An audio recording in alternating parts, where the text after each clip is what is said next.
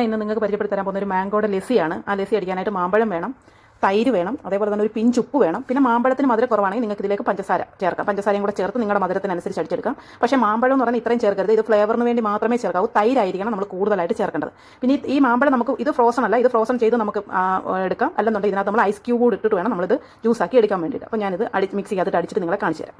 അപ്പോൾ ഞാനിവിടെ മാംഗോ ലസ്സി അടിച്ച് വെച്ചിട്ടുണ്ട്. ഞാൻ ഒരു ചെറിയ മീഡിയം മാങ്ങയായിരുന്നു, അതിൻ്റെ പകുതി ഞാനിവിടെ പൾപ്പാക്കി വെച്ചിട്ടുണ്ട്. അപ്പോൾ ഞാൻ ബാക്കി ഇട്ട് തൈരും കൂടി ഇട്ട് ഉപ്പ് ഇട്ട് ഞാനിത് മധുരം ചേർത്തില്ല, നിങ്ങൾക്ക് മധുരം വേണമെങ്കിൽ ചേർക്കാം.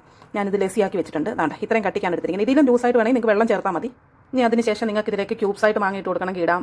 കുറച്ചും കൂടെ തൈര് ഇതിൻ്റെ മണ്ടയ്ക്ക് വെക്കണമെങ്കിൽ നിങ്ങൾക്ക് വെക്കാം. അല്ലെന്നുണ്ടെങ്കിൽ നിങ്ങൾ അതിൻ്റെ മണ്ടയ്ക്കായിട്ട് ഇങ്ങനെ മാങ്ങയുടെ പൾപ്പ് സെറ്റാക്കിയിട്ട് കുടിക്കുമ്പോൾ അത് മിക്സ് ചെയ്താൽ മതി. ഭയങ്കര ടേസ്റ്റ്. എല്ലായിടും മിക്സ് ചെയ്തതിന് ശേഷം നിങ്ങൾ കുടിച്ചാൽ മതി. ഈ ചൂട് സമയത്ത് ഇപ്പോൾ എല്ലായിടും മാമ്പഴ സീസൺ ആണല്ലോ, നിങ്ങളുടെ ഈ ചൂട് സമയത്ത് നിങ്ങൾ ഇതൊരു തവണ ഉണ്ടാക്കിയിട്ടൊന്ന് കുടിച്ച് നോക്കുക. നല്ല റീഫ്രഷിംഗ് ഡ്രിങ്കാണ്. നിങ്ങൾക്ക് നല്ല ഇഷ്ടപ്പെടും. നിങ്ങൾ വീണ്ടും വീണ്ടും പഴുത്ത മാങ്ങ കിട്ടുമ്പോൾ ഇതാക്കി നോക്കിയിട്ട് കുടിക്കും. അപ്പം ഒരു തവണ നിങ്ങൾ എല്ലാവരും ഇത് ട്രൈ ചെയ്ത് നോക്കൂ. അപ്പോൾ വീണ്ടും ഇതേപോലൊരു ചെറിയ വീഡിയോ ആയിട്ട് വീണ്ടും കാണാം.